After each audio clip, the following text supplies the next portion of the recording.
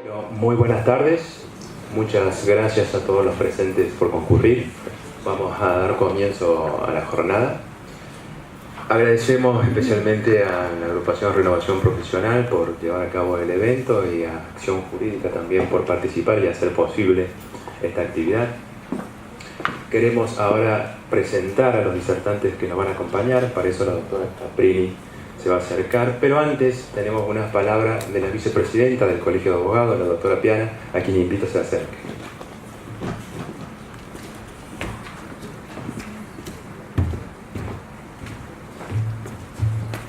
¿Qué tal? Buenas tardes a todos.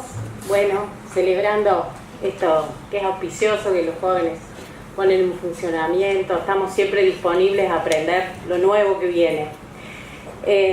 La oportunidad de estar aquí hoy es para invitarlos a un taller experimental que se va a hacer en relación a esto mismo, es decir, la oralidad en el proceso civil.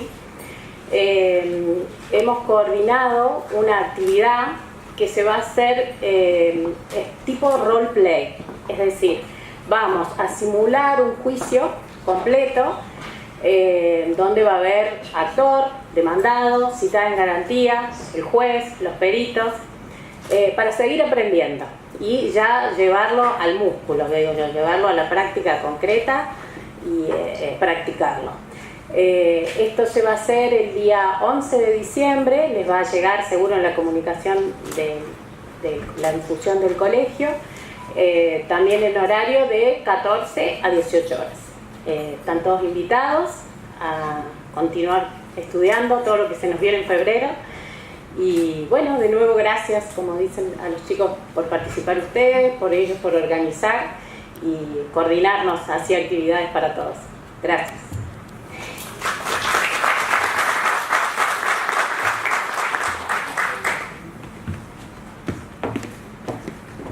Muchísimas gracias nuevamente.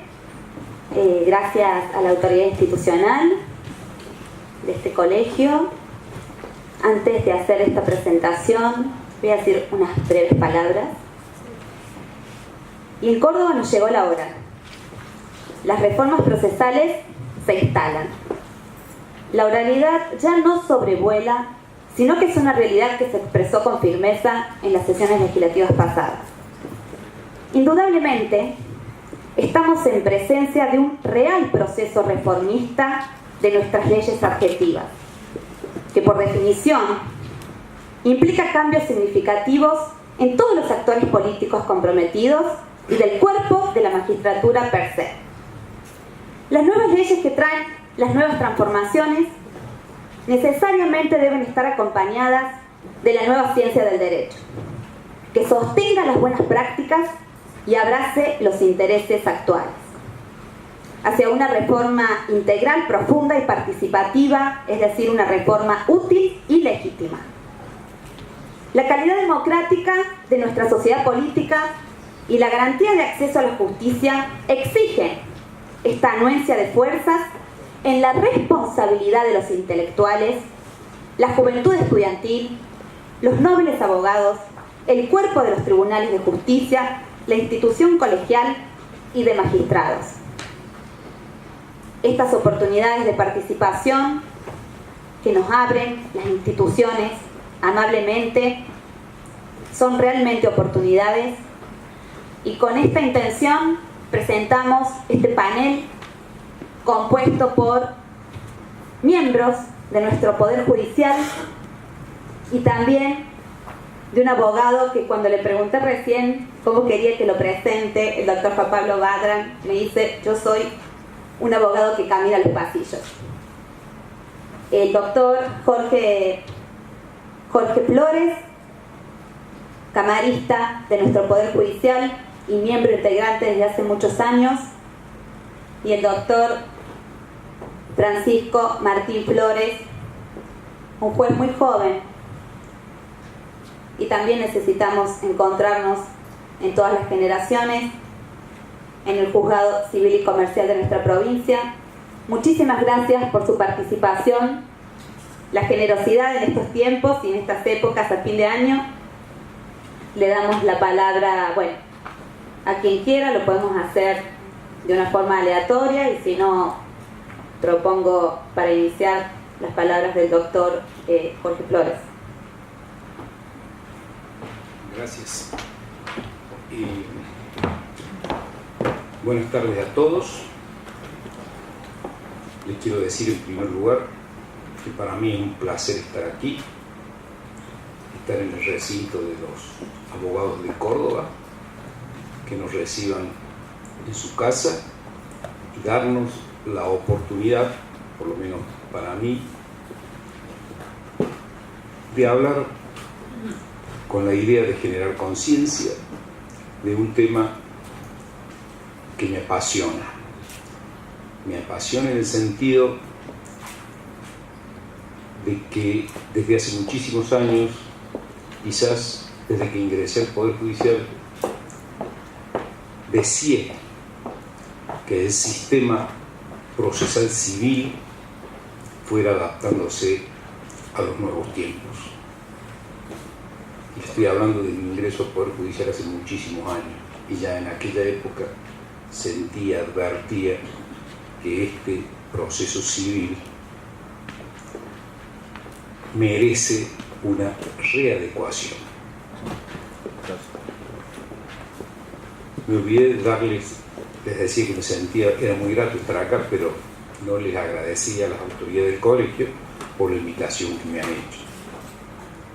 Como les decía, no solo tengo que agradecer la invitación, sino el hecho de que me reciban acá y que me den la oportunidad de decir algunas cosas.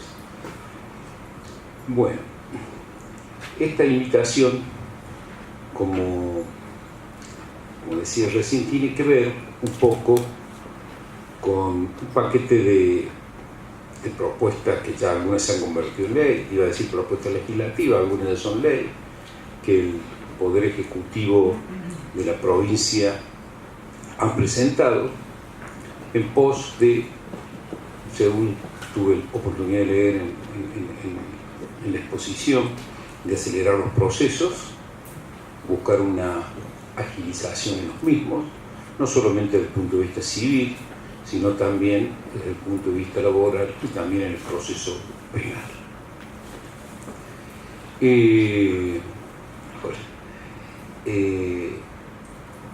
Yo me he ocupado un poquito de este tema del proceso civil, de la introducción de la oralidad en el proceso civil. Como primera medida, lo que quiero señalar antes de hablar en concreto de lo que es la oralidad, en qué consiste, la bondad, los inconvenientes que presenta, que puede presentar, etc. Tengo que decir que yo creo que todos estarán de acuerdo conmigo, por supuesto algunos que no, pero la gran mayoría estarán de acuerdo conmigo, en que nosotros tenemos un proceso civil que es lento, que es oneroso, que es poco eficaz. Y eso yo creo que es así, y lo vengo señalando con mis colegas en cada oportunidad que tengo. Yo soy muy autocrítico y reconozco que hay cosas que no funcionan como debieran funcionar, o por lo menos como lo espera la sociedad, la gente en realidad. Y digo que hay esta ineficiencia o poco eficiencia del proceso civil. La gente, hay muchas cosas que no entiende. A la justicia la ve como una cosa distante, como lejana, pero precisamente por lo distante en el tiempo cuando llega. El derecho también es poco, hoy día está visto como algo, por el común de la gente me refiero, ¿no? Como una cuestión casi metafísica, como palabras que ellos, cuando intentan leer incluso una sentencia, como no hablo del abogado, sino ven algo como incomprensible. A los jueces no ven como una especie de oráculos destinados a pronunciar esas palabras de la ley que ellos no la entienden. Y precisamente creo que la gente, más allá de la barandilla del juzgado, para ellos la actuación judicial es un misterio. Esa es la verdad. Creo que es un misterio, no alcanzan a comprender bien qué es lo que hay ahí, y que todo esto deriva además en una administración de justicia que lleva largo tiempo para encauzar el proceso, para desarrollarlo y después para dictar sentencias. Y eso es lo que yo creo que está pasando no solo en el orden civil, sino en todos los órdenes de los procesos judiciales.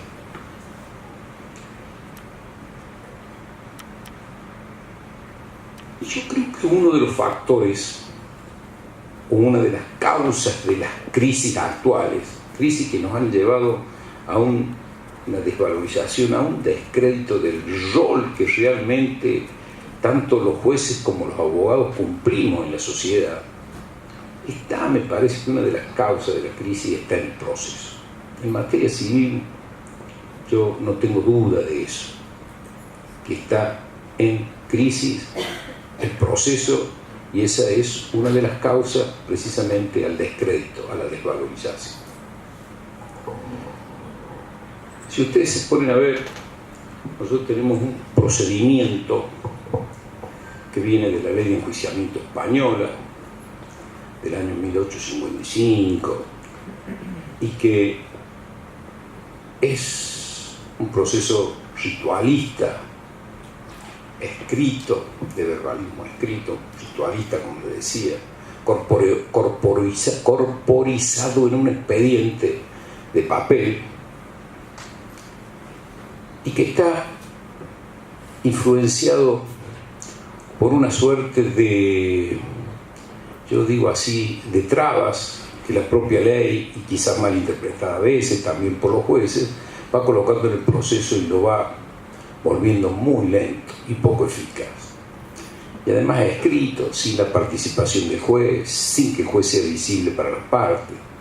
Un procedimiento que yo, informándome un poco, tiene mucho que ver con el proceso canónico del siglo II, donde el juez en ese proceso era un juez que no se lo veía, un juez que no se presentaba a las partes, quizás porque existía aquella idea de que el juez, cuanto más lejos más imparcial, o cuanto más cerca más peligroso de caer, incurrir en imparcialidad. Pero lo cierto es que nosotros tenemos, aunque se lo haya actualizado con modernos principios del derecho procesal, nosotros tenemos una estructura de procedimiento, una silueta de aquel antecedente, como le digo yo, español, del año 1855.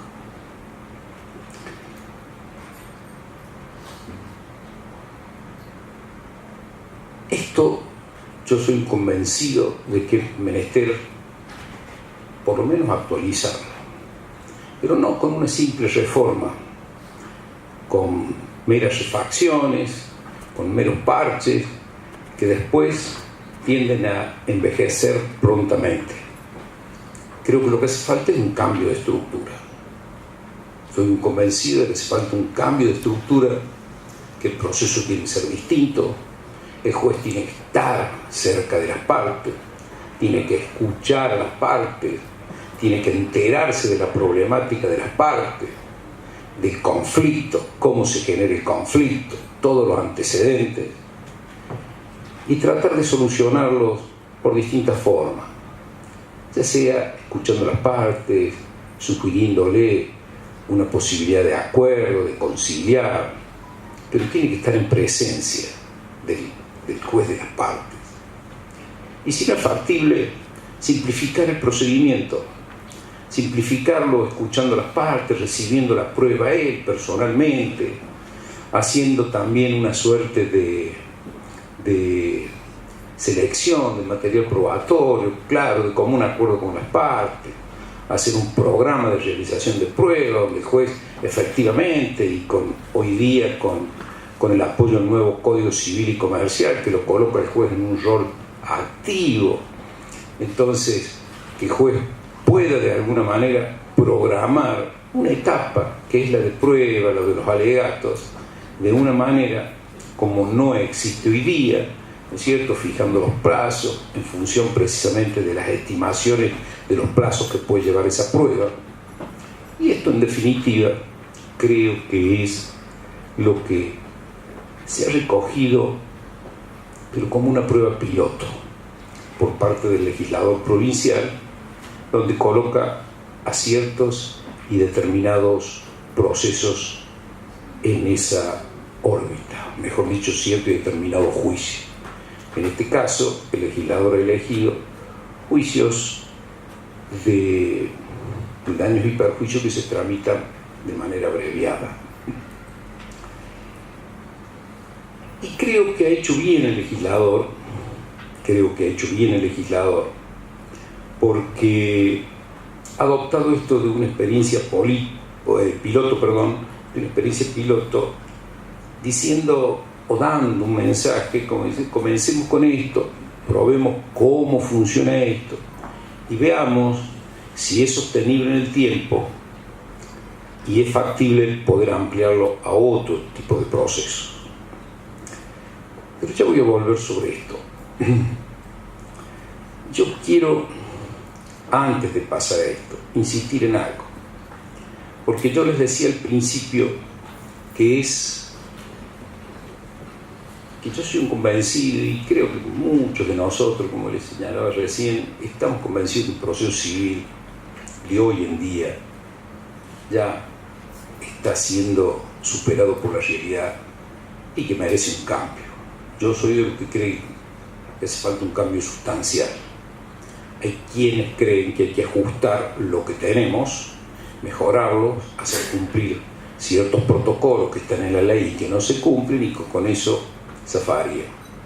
Lo que pasa es que si no cambiamos la mentalidad, siempre vamos a incurrir en los mismos vicios. Porque este código de procedimiento que tenemos actualmente, la ley 8465, está informada de ciertos principios, ciertos principios modernos, y no se cumplen.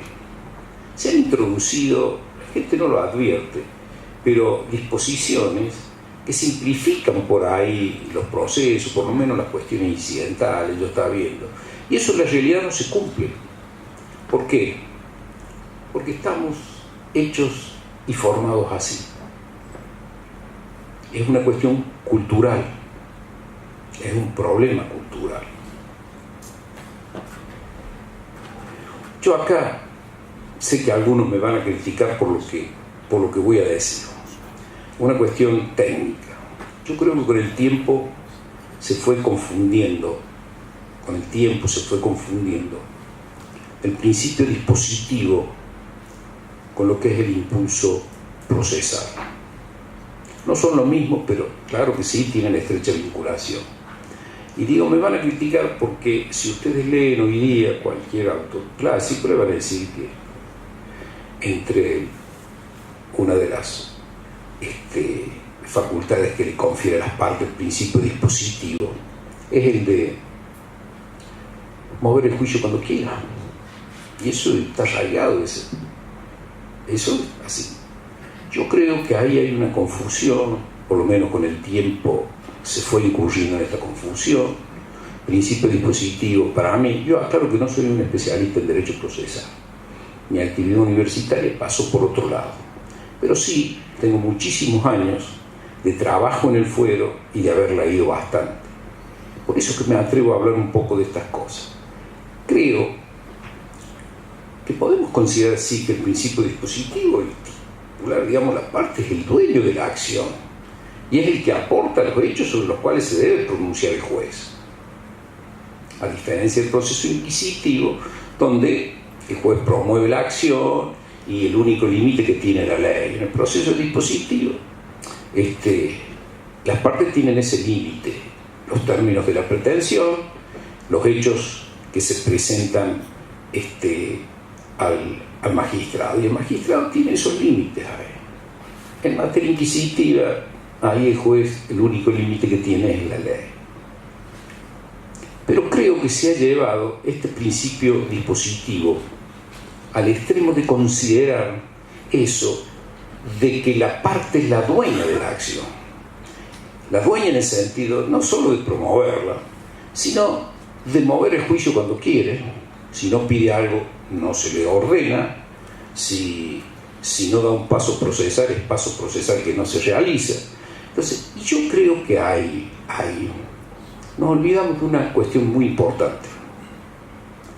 Y es, como alguien lo decía, Di Giorgio lo decía allá por los años 80, decía el proceso, mejor dicho, el conflicto entre las partes, mientras sea extrajudicial, sigue siendo un conflicto de las partes. Pero en la medida que ingresó como una acción judicial, eso interesa a la sociedad, porque el costo del proceso es una cuestión que hace los recursos públicos del Estado, donde todos estamos interesados.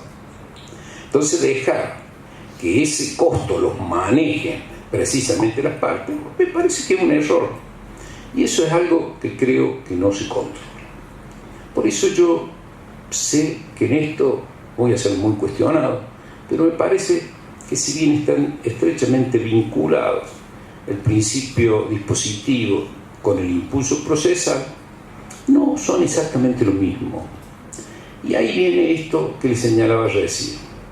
Hay normas del Código de Procedimiento que ponen el impulso de oficio, prácticamente de oficio, en una serie de normas, que los jueces no la cumplimos. Al contrario, a veces distorsionamos la norma. Fíjense por ahí, y esto, bueno, esto ya le pongo los ejemplos, pero esto se ha hecho una cultura y eso es lo difícil de cambiar. Entonces, ¿qué hay que cambiar? Cambiar estructuras. Tenemos que cambiar estructuras procedimentales.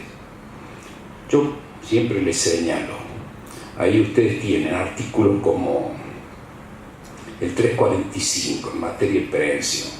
Dice que corrido traslada a la contraparte que acusa la aprehensión, dice evacuada la misma, y si no hubiera de ofrecerse prueba, el juez resolverá sin más trámite. Sin más trámite. ¿Y qué es sin más trámite? Sin más trámite, sin más trámite. Y que el juez debe resolver. Pero acá tenemos la mala costumbre, y hago autocrítica, porque este es un problema que tenemos nosotros en la justicia.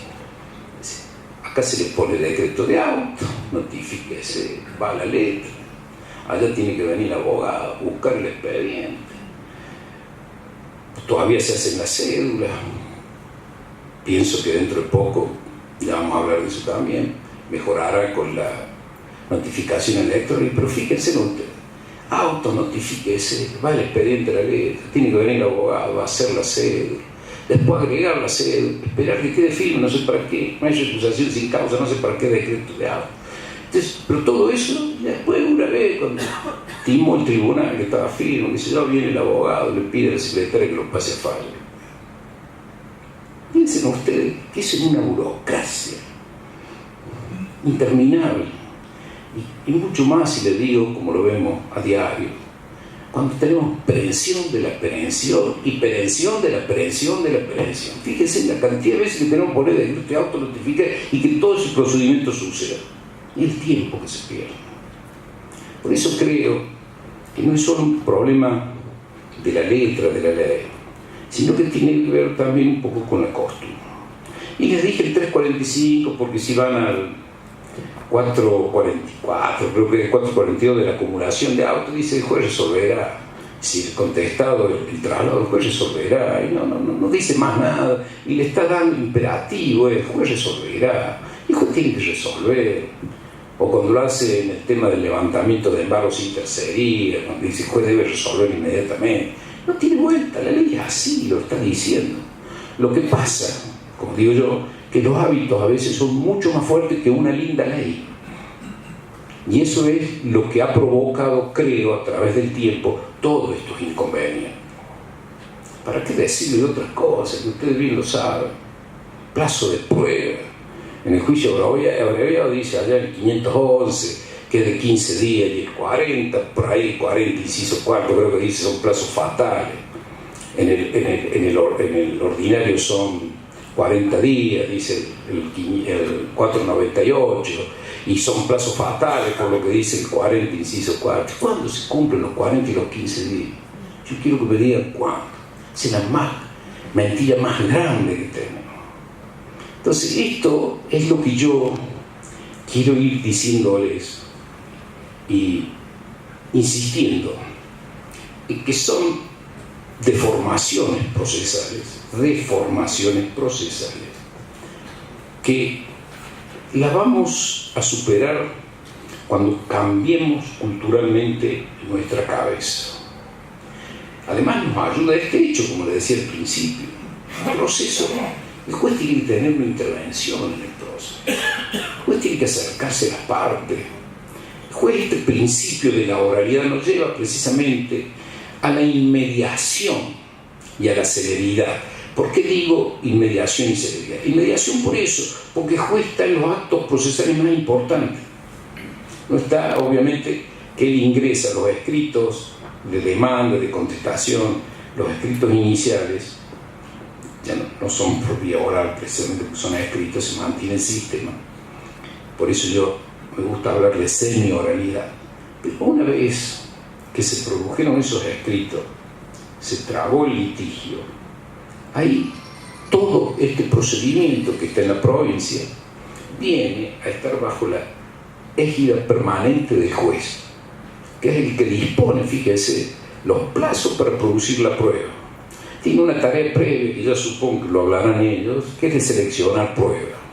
Se ha derogado un artículo, el que le prohíbe hablar sobre la pertinencia antes de la sentencia. Bueno, ahora el juez tiene grandes facultades como para hablar con la parte y preguntarle: doctor, ¿para qué quiere esta prueba? ¿Qué pretende probar con esto?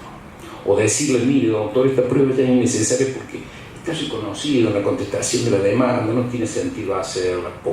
Con lo cual vamos simplificando el proceso. Y ahí se arma un plan de prueba.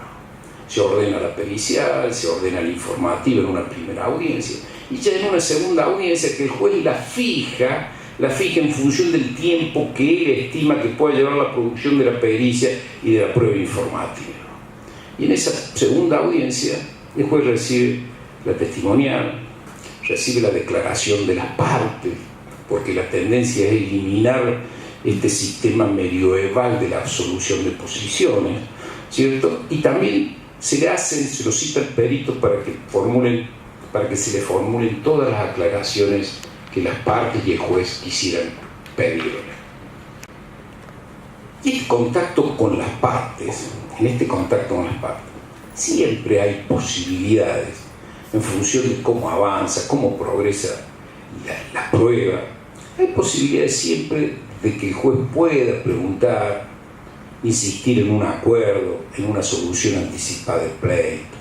Y estas son las ventajas. Además, el juez se va familiarizando con las partes, con los abogados. Yo lo he visto actuar este proceso y les digo que ustedes no vayan a pensar que estas audiencias son al estilo de una audiencia más de las que venimos teniendo todos los días. No. Primero, la competencia del juez es indelegable, insalvable, aún por aquel que puede verse afectado por la ausencia del juez, es decir, por la nulidad. Insalvable.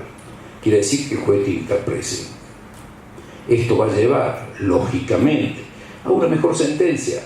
No mejor sentencia porque esté mejor escrita, sino porque la presencia del juez en la percepción y la recepción de la prueba, tanto la testimonial como la declaración de las partes, las explicaciones que pueda dar el perito, se suponen que son mejor apreciadas de esa manera, ¿no es cierto?, que del modo escrito en que llegan ahora.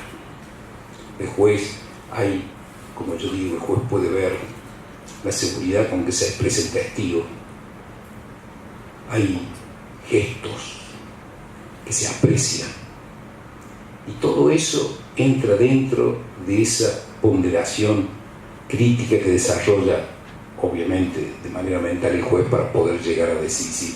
Por eso creo que la sentencia es mejor, es más rica.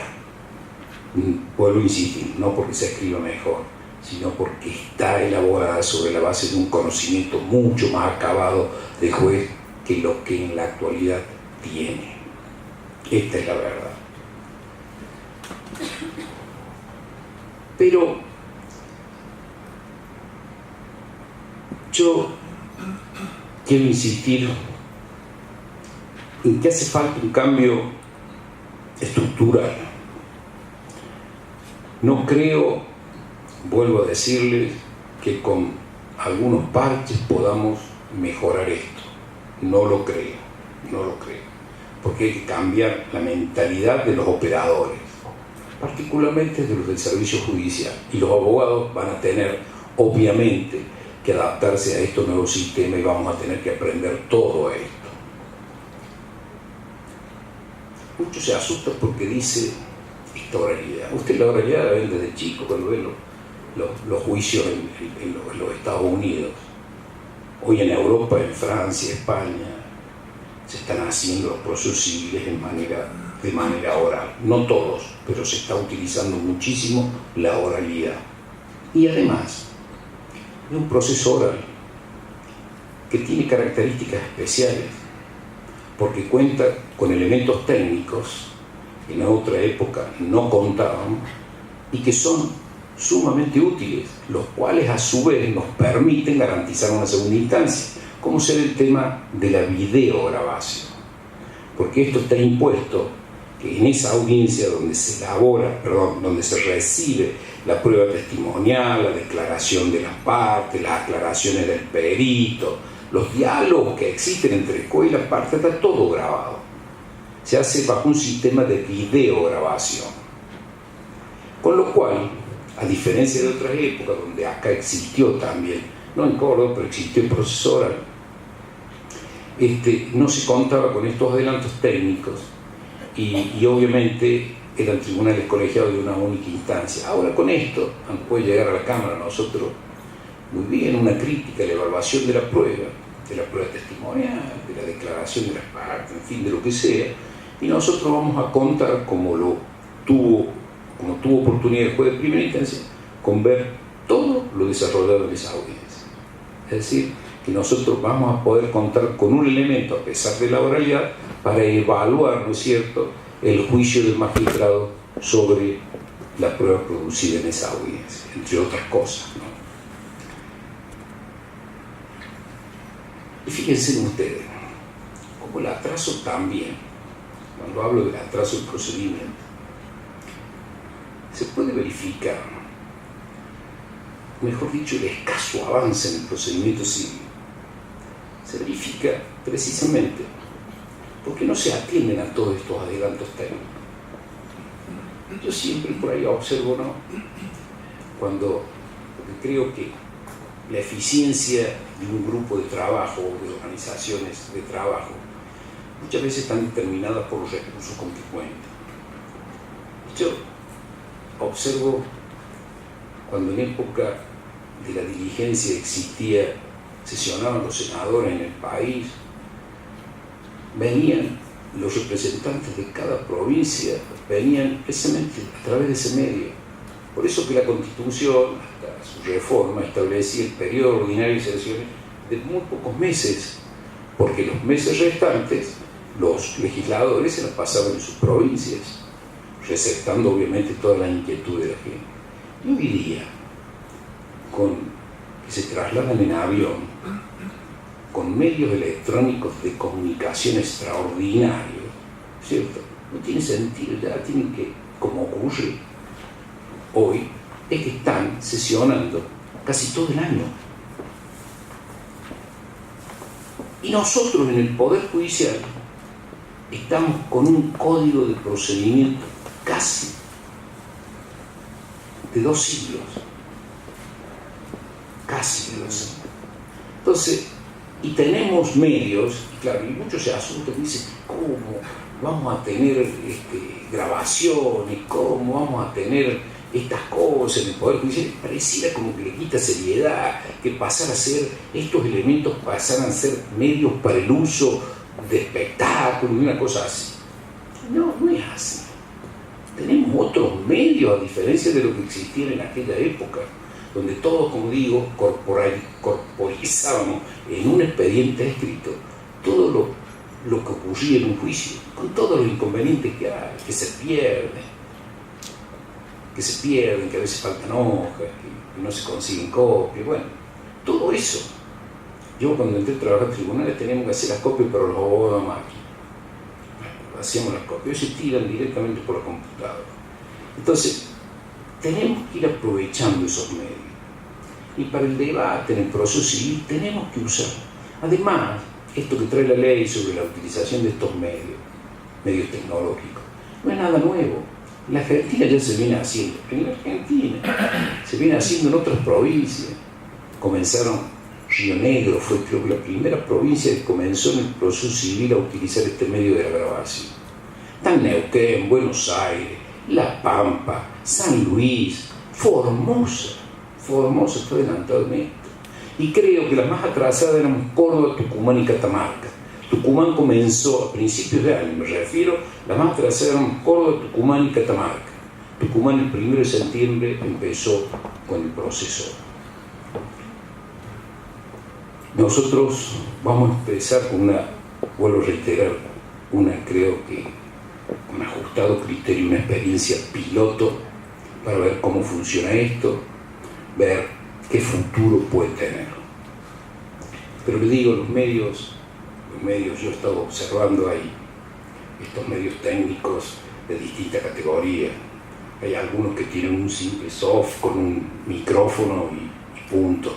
Después he visto otros donde es más avanzado, con un buen con micrófonos para cada uno de los intervinientes, con diversas cámaras, ¿no es cierto? Y incluso con un soft que encapsula la voz del que está hablando. Son magníficos, por eso le digo, todo esto lo tenemos que aprovechar hoy en día.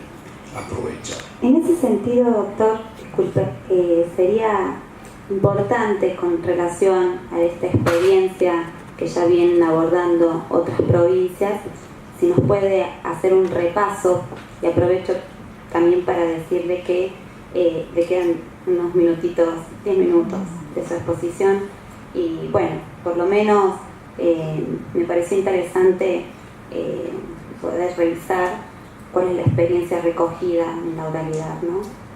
Bueno, yo les mencioné las provincias, pero también les digo que en Uruguay, Chile y el Perú se viene haciendo esto, y también Brasil. Yo de Brasil no tengo mucha información, pero me han dicho que sí. Incluso hace 2 años, el Colegio de Abogados organizó, más de 2 años, 3 años, organizó una jornada que vinieron gente de Ceja, de Chile, vinieron magistrados de Perú, vinieron magistrados de Uruguay, una juez civil que tenía competencia en oralidad, vino también una juez de Neuquén, no era la juez, era la que estaba a cargo de una oficina administrativa de los tribunales orales. Esto que me dice usted sobre la experiencia recogida, yo voy a decir, la última que estuve creo que Martín estuvo conmigo, estuvimos en la provincia de Buenos Aires. La provincia de Buenos Aires, les cuento, no tiene ni siquiera ley de procedimiento. Ellos comenzaron así, con un grupo de 40 y pico de jueces en toda la provincia de Buenos Aires, del fuero civil, que son gente relativa, son contemporáneos con los que creo que dirigen hoy el Ministerio de Justicia de la Nación. Y comenzaron ellos, valiéndose de una herramienta que ellos tienen en su código, que es la audiencia preliminar, ¿no es cierto?, de convocar a las partes, fijar un sistema de procedimiento para la resolución de las causas, es decir, obviamente aceptado por las partes, todo de común acuerdo, en esta política nacional que ya viene con el plan del Ministerio de Justicia 2020, que es esto de implementar políticas para lograr una justicia más eficiente y más rápida, más ágil. Entonces implementaron ellos, se asumieron estos 40 y pico de jueces, 45, 44, no me acuerdo, el comienzo fue así, la posibilidad de tramitar este procedimiento. Ahora, contaron obviamente con el aporte técnico del Ministerio de Justicia de la Nación y con el apoyo de la Corte Suprema de la provincia de Buenos Aires, que a través de 2 acordadas implementó la posibilidad de que los jueces que voluntariamente se adhieren a este sistema adoptaran un procedimiento sobre la base de este sistema oral. Al año ya existían 90 y pico, menos de un año, creo que a los 6-7 meses ya se habían incorporado otros. En este momento creo que hay funcionando jueces bajo este procedimiento 200 y pico. Nosotros, como les decía, yo estuve viendo un proceso, dos audiencias, dos juicios distintos, en la provincia de Buenos Aires, donde nos sentamos como espectadores, como asistentes, porque son públicas las audiencias, y pudimos observar primero el actuar de los jueces, cómo ya los abogados lo tienen incorporado a ese trámite, y la verdad vimos los dos, creo que se terminaron solucionando, es decir, se logró conciliación, pero no me acuerdo si en los dos o en uno, en el segundo, sí. Y en el primero, bueno, se tomó una audiencia testimonial, se lo escuchó el perito, en fin, y ya quedaba para resolver. Y la experiencia fue buena, pero además, no hace falta que yo lo diga, si ustedes entran en la página del Ministerio de Justicia de la Nación y toman provincia de Buenos Aires, le van a dar que el índice de satisfacción es muy bueno, incluso dicho por los mismos abogados de las partes, que se le hace al final, y ahí lo vimos también, una preguntita en este sentido, que le pareció, siente que esta es un avance para el sistema del abogado, le hacen eso, y el índice de satisfacción es muy alto, y además el índice de resultado en base al tiempo empleado, pero es fantástico. Yo estoy resolviendo juicios del año 2006, de hecho, por decir, hecho del año 2006, aquí se resuelven, obviamente que no, pero acá, bueno, lo que pasa es que el impulso de oficio, ¿no? En este sistema de la oralidad, el impulso de oficio. Y acá se están resolviendo en 7, 8, 9 años. 9 años.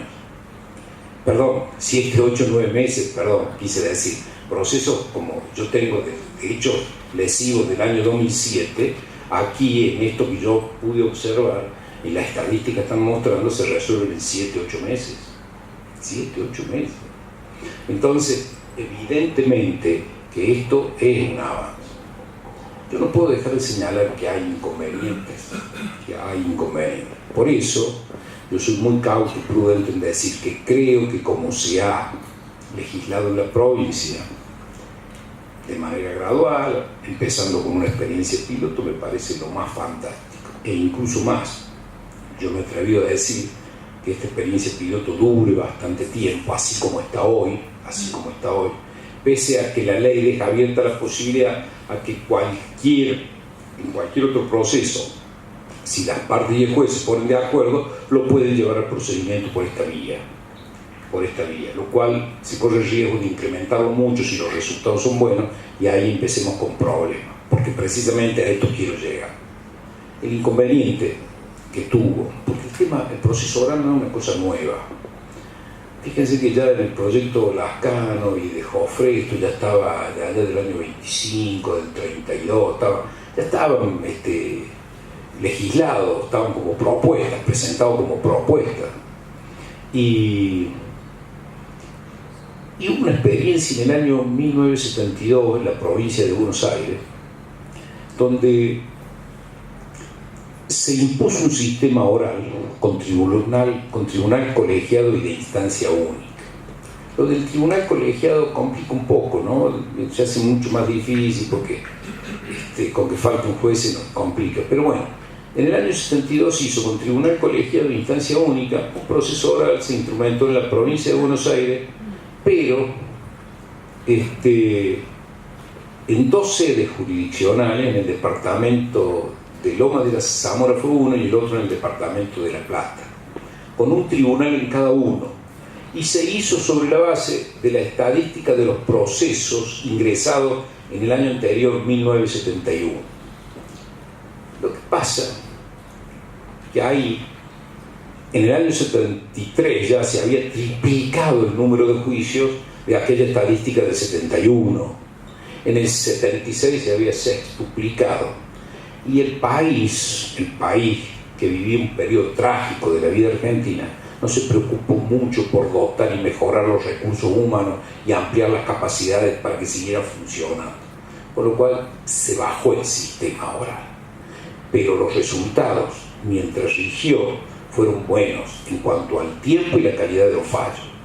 Después hubo una experiencia similar en aquella misma época que de manera voluntaria hicieron en la ciudad de San Nicolás, provincia de Buenos Aires, allá en el límite con Santa Fe, donde unos jueces de muy buen nivel y con el apoyo del colegio de abogados del lugar o del subsede del colegio de abogados, no sé bien cómo era la organización, apoyaron y funcionaron de manera muy buena.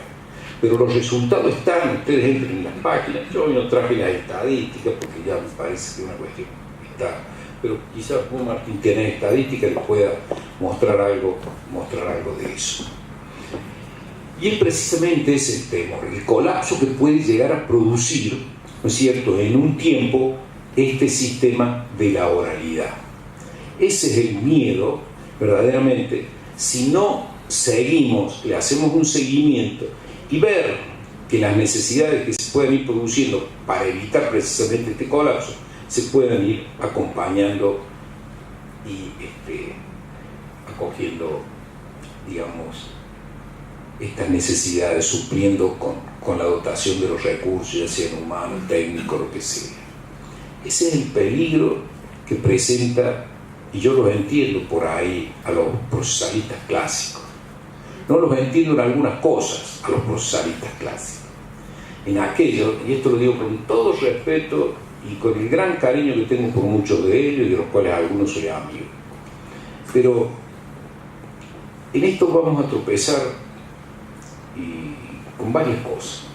Primero, esto de que siempre hay una visión negativa a lo nuevo y sustancialmente nuevo, porque estoy hablando de un proceso totalmente oral, un proceso distinto. Ustedes veían en las series americanas esos procesos, con una diferencia. Ustedes advierten esos procesos americanos, el juez no intervenía, salvo cuando objeción, señor juez, al lugar a la objeción y punto, pero no preguntaba al juez. El sistema europeo hoy es distinto, el juez interviene activamente.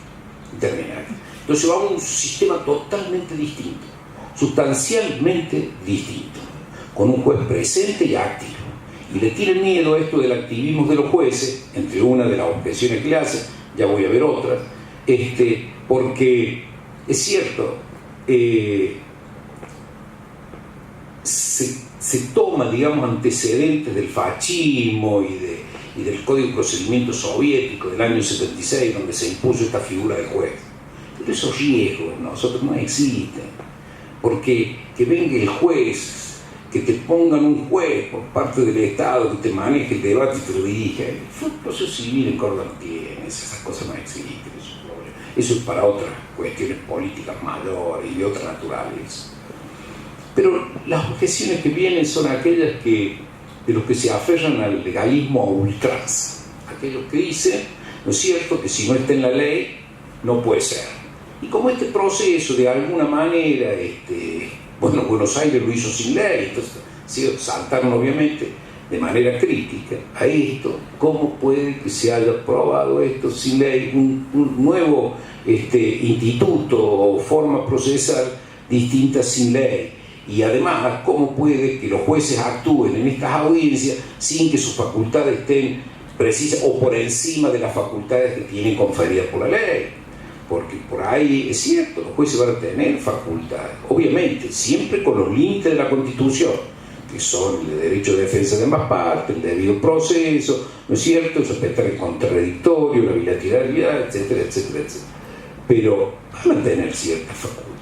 Y el legalismo, como yo le digo, estos extremistas, los garantistas, dicen que sin ley no se puede hacer. Bueno, yo digo que hay muchas cosas que comenzaron sin ley, como el amparo comenzó sin ley, ¿ustedes se acuerdan?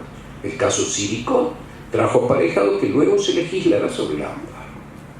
Y es un poco lo que ha dicho la Corte ahora en el caso Alavi, donde hay una necesidad jurídica, tiene que haber una protección jurídica, ya sea prevista legalmente, un sistema de protección, un sistema procesal de protección para esa necesidad, ya sea legal o pretoriana. Con lo cual, entonces, de alguna manera, estamos abiertos a que, como primera medida, tenemos que intentar nosotros proteger a ese que la propia Constitución y las leyes internacionales, que son Constitución para nosotros, nos están diciendo de la tutela judicial efectiva y del acceso a la justicia. Se dice también, fíjese, esto de que por ahí causa horror a lo nuevo y a lo distinto, es cierto, el conservadurismo, el academicismo clásico, siente horror a todas estas cosas nuevas y distintas. Y por ahí vemos, cuando yo digo que tenemos hoy en día las medidas autosatisfactivas, en un momento ustedes se habrán pensado, y están, y se usan, y no producen ningún horror, son necesarias. Se habla de la reposición in extremis, ¿dónde está legislada? Y sin embargo la usamos para salvar verdaderos errores materiales, groseros. Tenemos la tutela anticipada de urgencia. Fíjense, ya no solo por ese temor que tenemos a contradecir a los viejos profesores de derecho procesal, incluso la escuela italiana, del principio del siglo pasado, yo creo que ellos han legislado para una época o han pensado para una época, y seguramente que hoy no estarían de acuerdo con algunas cosas. El propio Alsina era el que sostenía, y otros más, no solo Alsina, que nunca una medida cautelar podía tener como objeto lo que iba a decir una sentencia, lo que iba a otorgar una sentencia. Y hoy la tutela anticipada de urgencia es un poco eso. Entonces, por eso yo digo que aferrarnos a esos principios procesales clásicos, al temor al cambio y lo demás, me parece que es exagerado. Por eso yo creo que se me terminó el tiempo, ¿no? Se me terminó el tiempo. Sin perjuicio que después podamos seguir charlando. Les digo que no debemos tener miedo. Hay que aventurarse a recorrer caminos diferentes, porque la vida cambió y los procesos judiciales cambiaron.